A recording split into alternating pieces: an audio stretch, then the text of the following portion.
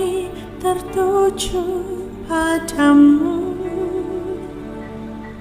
Kekuatanku hanya di dalam-Mu,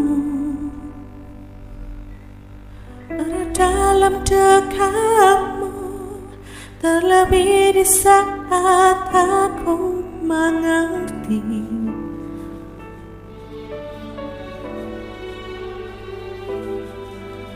Kupilih untuk tetap percaya, kupilih untuk tetap menyembah-Mu.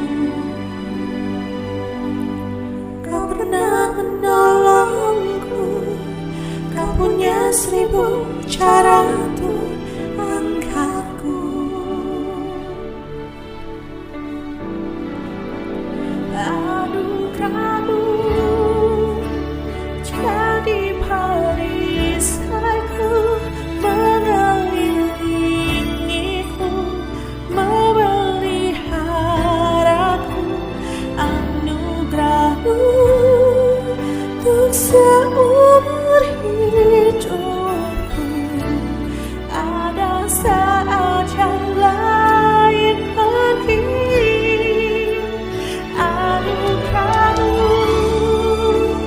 jadi perisaiku, mengelilingiku, memeliharaku. Anugerah-Mu untuk seumur hidupku terjadi dalam hidupku.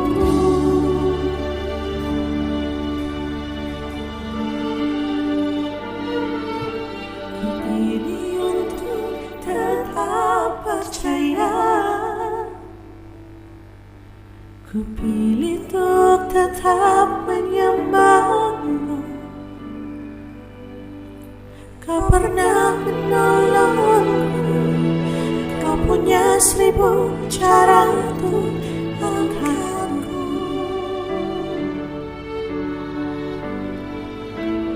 Anugerah-Mu jadi perisaiku, mengelilingiku, memeliharaku. Anugerah-Mu untuk seumur hidupku. Ada saat yang lain pergi. Anugerah-Mu jadi perisaiku, mengelilingiku, memeliharaku. Anugerah-Mu untuk seumur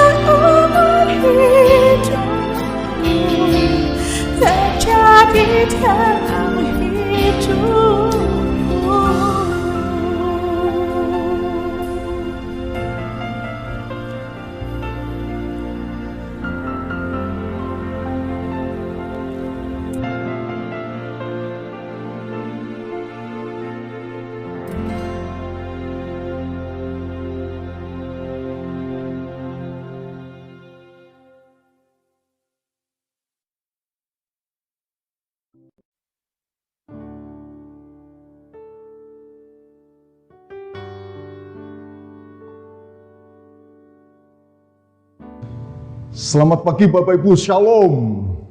Shalom. Apa kabar? Sehat? Amin. Mari kita siapkan hati dalam ibadah yang istimewa ini. Pagi hari ini kita bersama dengan seluruh umat Tuhan di penjuru dunia merayakan kenaikan Tuhan kita Yesus Kristus. Mari kita berdoa. Siapkan hati kami ya Tuhan untuk boleh menerima berkat-Mu. Sekali lagi kami mohon, biarlah Engkau sendiri yang memberkati ibadah pagi hari ini. Dimanapun umat-Mu berada, di situ Tuhan berkenan hadir menggenapi janji Tuhan. 2-3 orang berkumpul di dalam nama Tuhan Yesus. Engkau hadir, Engkau ada di tengah-tengah. Engkau memberkati, Engkau limpahkan damai sejahtera. Engkau mendengarkan seruan doa kami, bahkan mengabulkannya. Sekali lagi kami tahu kehadiran-Mu di tengah-tengah keluarga umat Tuhan, di tengah pribadi lepas pribadi umat Tuhan, membawa sukacita yang melampaui hati dan pikiran kami. Kami siapkan hati untuk mendengarkan sabda Tuhan. Dalam nama Yesus kami bersyukur. Haleluya. Yang mengasihi Tuhan katakan amin. Bapak Ibu Saudara yang saya kasih dalam Tuhan Yesus Kristus, hari ini kita merayakan kenaikan Tuhan Yesus Kristus. Bersama umat Tuhan di seluruh penjuru dunia hari ini memperingati kenaikan Tuhan Yesus Kristus. Luar biasa bukan? Karena kita memiliki Allah yang hidup, Allah yang janjinya ya dan amin, Allah yang firman-Nya ya dan amin, Allah yang menggenapi setiap janji untuk orang percaya. Lalu janji apa yang Tuhan berikan dalam kenaikannya itu? Mari kita membacanya dalam Injil Yohanes pasal 14 ayat 1, 2, dan 3. Jangan gelisah hatimu, percayalah kepada Allah, percayalah juga kepadaku. Di rumah Bapa-Ku banyak tempat tinggal. Jika tidak demikian, tentu aku mengatakannya kepadamu. Sebab aku pergi ke situ untuk menyediakan tempat bagimu. Dan apabila aku telah pergi ke situ dan telah menyediakan tempat bagimu, aku akan datang kembali dan membawa kamu ke tempatku, supaya di tempat di mana aku berada, kamu pun berada. Saudaraku yang saya kasih di dalam Tuhan Yesus Kristus, kalau kita perhatikan apa yang diucapkan, dikatakan Yesus ini tidak engkau dapati di agama manapun atau nabi siapapun juga.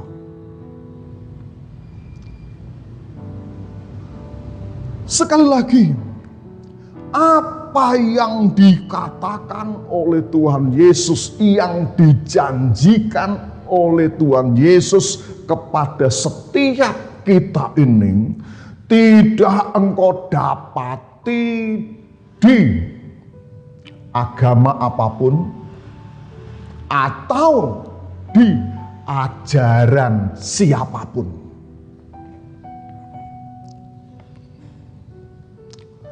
Kenaikan Tuhan Yesus Kristus memang tidak bisa dilepaskan dari karya penyelamatannya di muka bumi ini.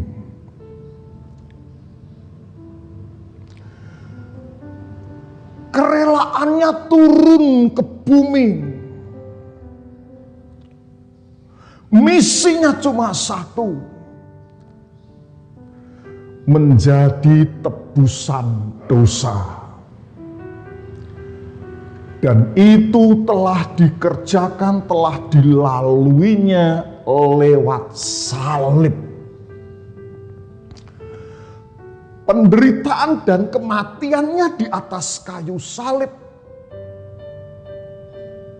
adalah korban penebusan untuk setiap kita yang percaya. Manusia yang berdosa yang telah kehilangan kemuliaan Allah itu telah diganti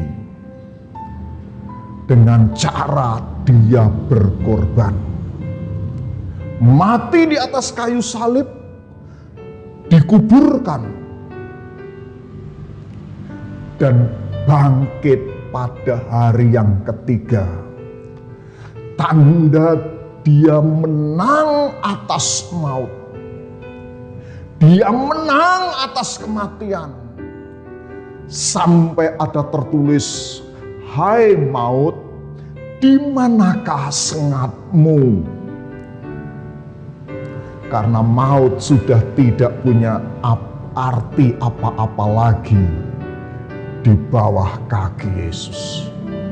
Yesus telah kalahkan maut itu. Artinya apa yang dia kerjakan sesuai dengan tuntutan Bapa, supaya keselamatan manusia terjadi. Yang tadinya manusia penuh dengan dosa, dan upah dosa adalah maut, kematian, telah dikalahkan oleh Yesus.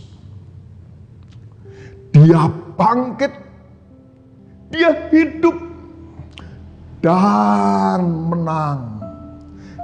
Kemenangannya memberikan harapan baru buat setiap kita yang percaya.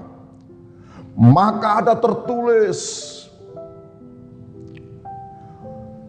hidup baru di dalam Kristus. Siapa yang ada di dalam Kristus, dia adalah ciptaan baru. Yang lama telah berlalu, yang baru sudah datang. Nah, sekarang diceritakan setelah kebangkitannya. Setelah 40 hari dia tetap mengajarkan kepada murid-murid tentang kerajaan surga. Lewat perjumpaannya kepada murid-murid yang menyatakan bahwa hidup. Dia menampakkan diri kepada para wanita dikubur di pagi-pagi itu. Dia menampakkan diri kepada Kleopas dan temannya tatkala Kleopas dan temannya pulang ke Emmaus. Dia menyatakan diri, menampakkan diri kepada murid-muridnya di loteng yang tertutup. Di sana dia hadir dan memberikan kesempatan kepada Thomas untuk percaya sebagaimana yang diharapkan Thomas. Dia boleh mencucukkan tangannya, jarinya ke telapak bekas paku Yesus. Dia menampakkan diri kepada murid-muridnya yang sedang ke danau untuk menjala ikan. Dan dalam peristiwa kenaikan Yesus Kristus, bukan cuma murid yang 12 dan para wanita itu. Surat Korintus menjelaskan 500 orang lebih. Lebih dari 500 orang menyaksikan kenaikannya, menyaksikan kebangkitannya, bukti dari kebangkitannya. Kalau di dalam hukum atau pengadilan saja, kebenaran itu dibutuhkan saksi. Biasanya 2 atau 3 orang saksi laki-laki, baru dianggap itu benar.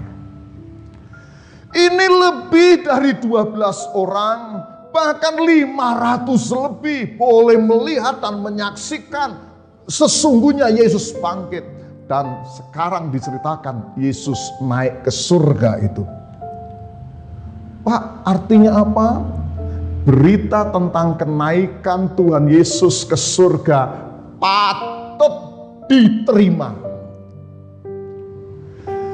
Kalau kita menerima, mengaku bahwa Yesus naik ke surga, patut engkau pegang selamanya. Sebab apa?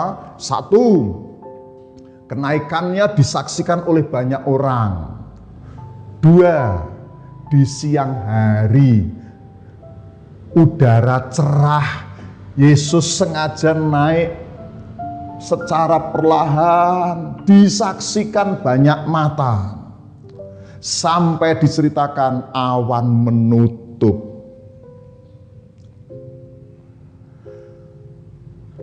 Meskipun murid-murid keheranan, seolah-olah otaknya berkata bagaimana mungkin itu terjadi, masih ada yang memberikan kesaksian dari surga. 2 orang malaikat diutus untuk berkata, menjelaskan kepada murid-murid bahwa Yesus yang naik ke surga itu satu saat akan kembali seperti dia naik. Nah, itu kita baca di dalam Kisah Para Rasul pasal 1 ayat 9 sampai yang ke-11. Di bagian ini kita melihat sekali lagi berkat Tuhan dalam kenaikannya. Pertama adalah Dia menyediakan tempat bagi kita. Kok Dia menyediakan tempat bagi kita? Sebenarnya sekali lagi ini tanda kasih-Nya yang abadi untuk kita. Dia menyatakan kasih-Nya bukan saja ketika Dia ada di dunia ini, tetapi kasih-Nya masih berlangsung sampai hari ini, dan Dia wujudkan itu menyediakan tempat bagi kita. Kalau boleh saya katakan, siapakah saudara dan siapakah saya? Sampai-sampai Dia mau menyediakan tempat.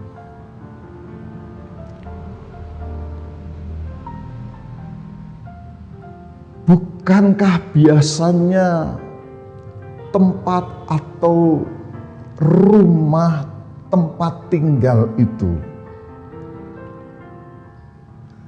hanya diberikan kepada ahli waris, anak-anak atau keluarga?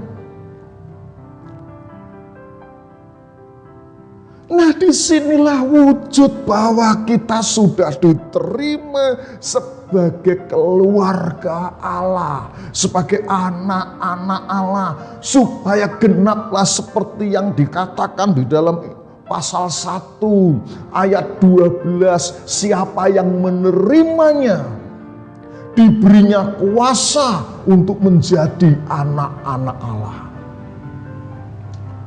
Sebagai wujud bahwa kita anak-anak Allah, kita diberi warisan, di mana itu adalah tempat di mana Allah itu berada, tempat di mana Yesus berada. Karena apa? Dijanjikan supaya di mana aku berada, kamu pun berada. Kalau sekarang Tuhan Yesus ada di surga, itu artinya satu saat nanti kita pun boleh ke sana dan ada di sana.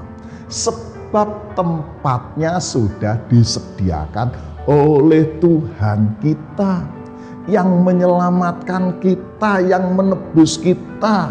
Dialah yang rela disalib, mati, dikuburkan, dan bangkit untuk kita. Untuk itu kalau kita membaca di dalam pasal 14 ini, di ayat 6 dilanjutkan, Akulah jalan dan kebenaran dan hidup. Tidak ada seorang pun yang datang kepada Bapa kalau tidak melalui Aku.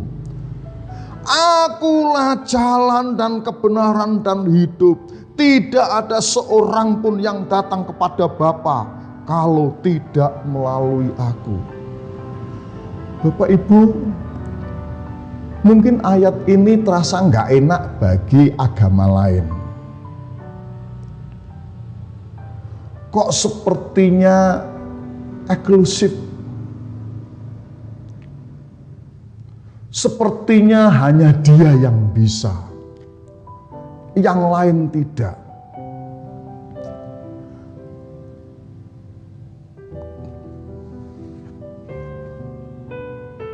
Kalau saya katakan, ini masalah penebusan.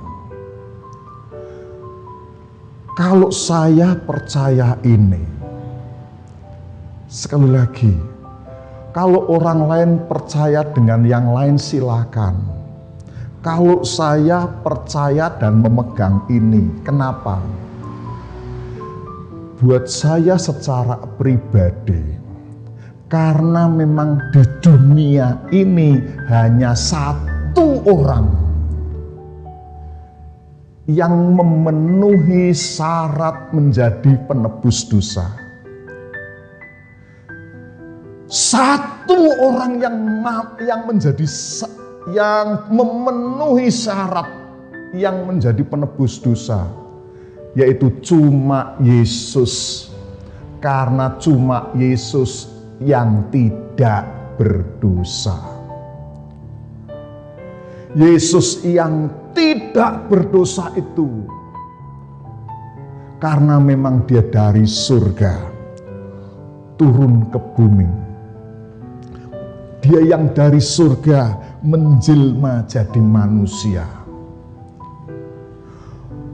Maryam hanyalah alat, karena bayi Yesus yang ada dalam kandungan Maryam bukan hasil persetubuhan, tetapi dari Roh Kudus. Dialah yang tidak berdosa karena dia adalah Roh Allah itu sendiri, karena dialah Roh Kudus itu sendiri. Dan setelah dia lahir dalam perjalanan hidupnya, iblis mencobai untuk menggagalkan Yesus. Tapi Yesus tetap menjaga kekudusan. Dia tidak mau dibujuk oleh iblis, meskipun ditawari dunia, ditawari kekayaan, meskipun dia bisa mendemonstrasikan sebenarnya kalau hanya mengubah batu menjadi roti, karena dia maha kuasa, dia bisa. Tapi dia tidak mau. 3 pencobaan iblis lakukan, tapi semuanya gagal sia-sia. Yesus tetap menyatakan diri sebagai manusia super, manusia dari Allah, manusia Allah sendiri. Sampai ketaatannya mati di atas kayu salib untuk kita. Dia yang tidak berdosa saat itu memikul dosa karena dia memang menjadi pengampunan dosa. Itulah satu-satunya yang Yesus kerjakan. karya terbesar di muka bumi ini adalah Dia yang tidak berdosa rela menanggung dosa.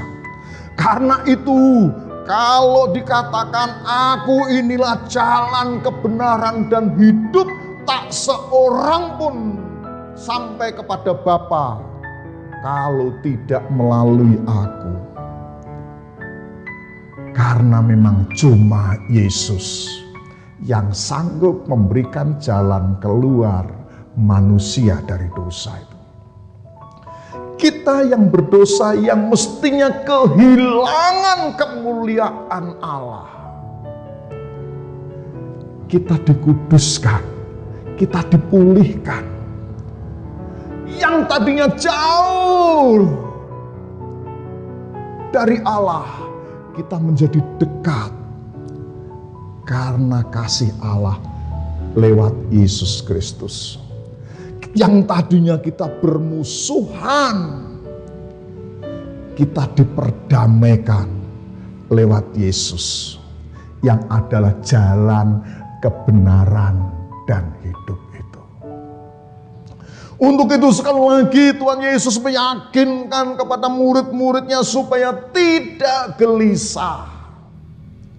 Di dunia ini mungkin penuh dengan kegelisahan. Di dunia ini penuh dengan masalah yang menggelisahkan. Ada begitu banyak serangan, sakit, penyakit, dan masalah yang lain karena dosa. Tetapi Yesus memastikan kepada setiap orang percaya, jangan gelisah. Artinya, mungkin di dunia ini sekali lagi kita diperhadapkan banyak masalah yang bisa jadi menjadi alasan menggelisahkan. Tetapi kita memiliki Allah yang menyediakan tempat untuk kita. Dan satu kerinduan kita untuk bisa kembali bersama-sama Yesus. Di mana Dia berada, kita pun berada.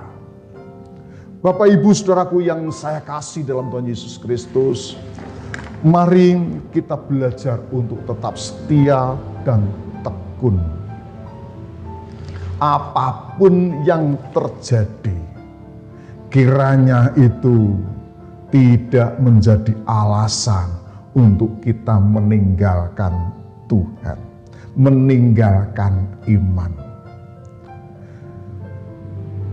Meskipun mungkin saat ini kita diperhadapkan dengan masalah yang bisa jadi itu menggelisahkan hati. Tapi percayalah, kehadiran Tuhan di tengah-tengah kita itu menenteramkan. Karena ketika Dia naik ke surga, Dia pun janji, dan janji itu telah digenapi. Apa? Roh Kudus turun. Dan tahukah Bapak Ibu, penyertaan Tuhan sampai sekarang ini nyata di dalam kehidupan kita. Karena apa? Roh Kudus ada di hati kita. Sekali lagi, Roh Kudus ada di dalam hidupmu. Kalau Tuhan berkata, aku menyertaimu sampai akhir zaman, percayalah penyertaan Tuhan itu ada di dalam hidup kita. Ada di dalam hidup kita sampai hari ini, bahkan sampai akhir zaman. Damai sejahteranya yang melampaui hati dan pikiran kita dinyatakan buat kita. Damai yang Tuhan berikan melebihi apa yang ditawarkan dunia. Maka berbahagialah orang yang tetap ada di dalam Dia. Amin. Tuhan memberkati. Mari kita kepala kita berdoa. Terima kasih Tuhan, Pagi hari ini kami boleh bersama seluruh umat Tuhan di penjuru dunia merayakan, memperingati kenaikan-Mu. Dan sungguh kami bersyukur Tuhan mengasihi kami dan Tuhan terus berkarya untuk kami. Kami tahu sekarang ini Tuhan menyediakan tempat bagi setiap orang percaya. Menyediakan tempat untuk kami. Sungguh tempat yang luar biasa, tempat yang penuh dengan damai sejahtera. Tempat yang penuh dengan kemuliaan karena kami tahu tempat itu ada di mana Allah berada. Bapa, terima kasih pula Engkau telah mengirim Roh Kudus. Biarlah Roh Kudus tetap menerangi hati dan pikiran kami, menguatkan, mengokohkan kami, dan membawa kami untuk tetap setia meskipun kondisi keadaan tidak memungkinkan. Namun kami tetap bersukacita karena kami tahu Tuhan Yesus baik. Roh Kudus berkaryalah dalam hidup kami. Terangi hati dan pikiran kami, bawa kami untuk tetap setia. Amin.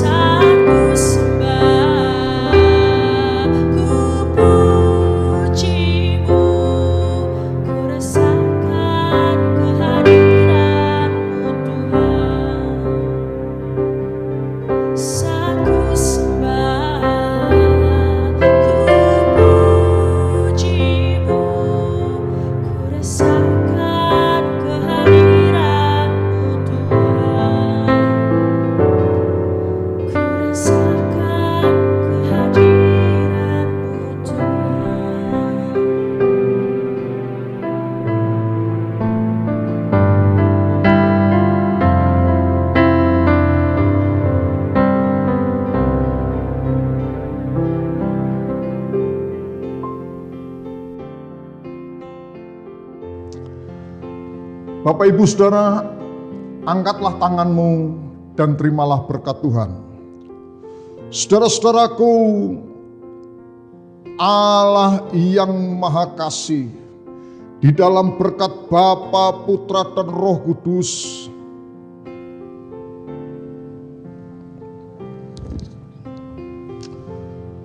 Bapak Ibu angkat tanganmu dan terimalah berkat Tuhan.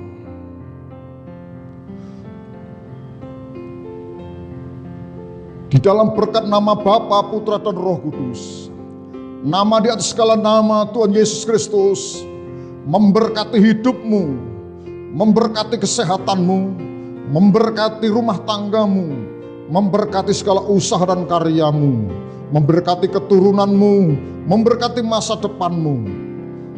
Kasih setia Tuhan tak berkesudahan atasmu, damai dan sejahteranya dilimpahkan atasmu, mulai sekarang ini bahkan sampai selama-lamanya.